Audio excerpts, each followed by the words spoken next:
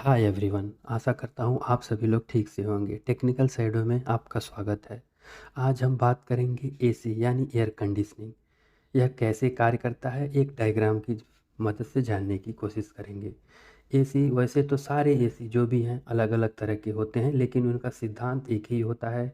चाहे वो चिलर हो या फिर स्प्लिट एसी हो या फिर पैकेज यूनिट हो, सारे यूनिट जो भी एसी होते हैं बस उनका डिज़ाइन चेंज होता है, बट सिद्धांत मुख्य सिद्धांत एक ही होता है।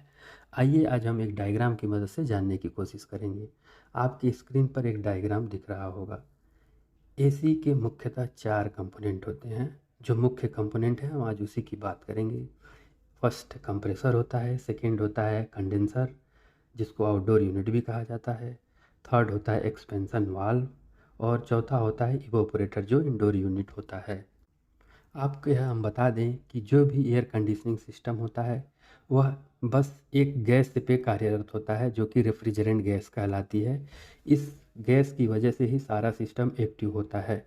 यह गैस का खूबी क्या है, यह गैस क्यों उपयोग में लाया जाता है, यह हम बताते हैं आपको। यह गैस का मेन क्या है कि अगर इसको हम कंप्रेसर से कंप्रेस कर दें, अगर इसका प्रेशर ज़्यादा हो जाएगा कंप्रेशन की वजह से, और इसको जब हम एक एक्सपेंशन वाल्व की मदद से फिर इसका प्रेशर कम करते हैं, यानी पहले इस गैस को कंप्रेस करेंगे, कंप्रेस होने के बाद इस गैस को एक वाल्व की मदद से धीरे धीरे रिलीज़ करेंगे। जब इसका प्रेशर कम होता है तो यह बहुत ही ठंडी होने लगती है, और यह यही ठंडी होती है तो इसी को हम एसी का यानी रूम को ठंडा करने में उपयोग करते हैं। तो आइए समझते हैं यह पूरा साइकिल कैसे कार्य करता है। First, compressor. जिस गैस की हमने बात की वही गैस कंप्रेसर के अंदर होती है। जब कंप्रेसर चलता है तो उस गैस को इतना कंप्रेस कर देता है कि उसका प्रेशर बहुत ही ज़्यादा हो जाता है। देखिए पॉइंट नंबर 1 में लिखा है, वह गैस उसी कंप्रेसर के द्वारा कंप्रेस करके कंडेंसर में भेजा जाता है। कंप्रेसर डिस्चार्ज लाइन होती है जो कि जहाँ पे high pressure hot refrigerant vapour होता है। यह गैस वेपर यानी वाष्प के रूप में होता है, गैस के रूप में होता है, आप इस तरह से समझें। यह कंप्रेसर से निकलने के बाद इसका प्रेशर ज़्यादा होता है जो कि कंडेंसर में जाता है। कंडेंसर यानी आउटडोर यूनिट। यह आपने देखा होगा कि स्प्लिट एसी यानी घरों में जो एसी होती है, एक छत पे हम एक यूनिट रखी जाती है, उसी को कंडेंसर यूनिट कहते हैं।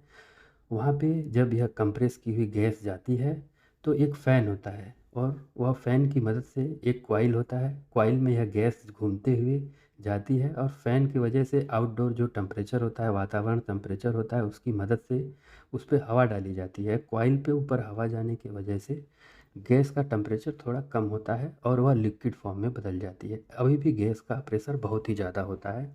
यह प्रेशराइज्ड रेफ्रिजरेंट गैस देखिए पॉइंट नंबर 2 एक्सपेंशन वाल्व में जाती है। एक्सपेंशन वाल्व में जाने के समय यह लिक्विड फॉर्म में होती है। यह लिक्विड फॉर्म होने की वजह से यह वाल्व के अंदर जाती है और वहाँ से इसका प्रेशर को कम किया जाता है। वाल्व का यही मेन फंक्शन है। एक्सपेंशन वाल्व क्या करता है, रेफ्रिजरेंट गैस के प्रेशर को कम करता है। जैसा हमने आपको यह बताया कि यह गैस का यही प्रॉपर्टी है कि उसका अगर प्रेशर ज़्यादा हो गया है, उसको सडनली कम किया जाए तो वह ठंडी हो जाती है। इसी कारण एक्सपेंशन वाल्व से निकलने के बाद वो बहुत ही ठंडी हो जाती है। देखिए पॉइंट नंबर 3 स्क्रीन पे लिखा है, low pressure cold liquid refrigerant, यानी गैस का प्रेशर कम हो गया है और यह लिक्विड में है और बहुत ही ठंडी है। यही ठंडी गैस लिक्विड में यानी द्रव्य के रूप में कॉइल के अंदर घूमती है जो कि इंडोर यूनिट होती है, जो कि हमारे घरों के अंदर लगी होती है। अब यह ठंडी गैस कॉइल में जाने की वजह से उसके सामने एक फ़ैन होता है। यह फ़ैन कॉइल से टकरा करके दूसरी तरफ निकलता है। यह जाली जैसा होता है जिसको फिन्स कहते हैं, जिसकी वजह से यह रूम की जो हवा होती है वो फिन्स के अंदर से जाने की वजह से बहुत ही ठंडी हो जाती है। इसी वजह से रूम का टेम्परेचर भी ठंडे होने लगता है। यही क्रिया बार बार होती रहती है, यानी रूम का ही हवा जाता है फ़ैन के माध्यम से इंडोर यूनिट में यानी इवेपोरेटर में जाता है और वहाँ से ठंडा होकर बाहर निकलता है। इसी के साथ यह क्या होता है, गैस इवेपोरेटर में जाने के बाद उसका तो काम हो गया, अभी तो रूम का टेम्परेचर कम होने लगता है और एसी कार्य कर रहा है। फिर यह गैस इवेपोरेटर से निकलकर दोबारा कंप्रेसर में जाने के लिए रेडी है। अब इसका क्या होता है, यह कंप्रेसर में सक्शन लाइन में जाता है। लो प्रेशर होता है और यह थोड़ी गर्म हो जाती है क्योंकि इवापोरेटर से इसकी जो ठंडा चीज़ होता है ना, इसका जो ठंडा हीट होता है वो ट्रांसफ़र हो जाता है एयर के माध्यम से। सो यह इवापोरेटर से इसका एनर्जी जो कोल्ड करने के लिए वो ले लिया जाता है। अभी ये थोड़ी गर्म हो जाती है और कंप्रेसर के फिर से सक्शन लाइन में जाती है। देखिए 0.4 दिखा रहा है, इमेज में आपको क्लियर दिख रहा होगा।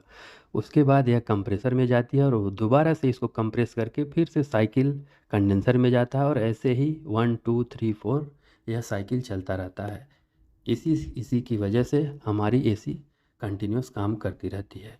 इनमें हम यह कहना चाहेंगे कि एसी मुख्यतः एक ऐसे गैस पे कार्यरत है जिसका प्रेशर कंप्रेसर के माध्यम से बढ़ाया जाता है। बहुत ही ज़्यादा प्रेशर जब हो जाता है उसका, तो फिर उससे एक्सपेंशन वाल्व की मदद से उसके प्रेशर को कम किया जाता है। अचानक प्रेशर में यह बदलाव की वजह से वो गैस बहुत ही ठंडी हो जाती है। सो इसी ठंड का हम लोग थर्मल ट्रांसफ़र करते हैं और यूज़ करते हैं एसी, इसी पे मेन कार्यरत है।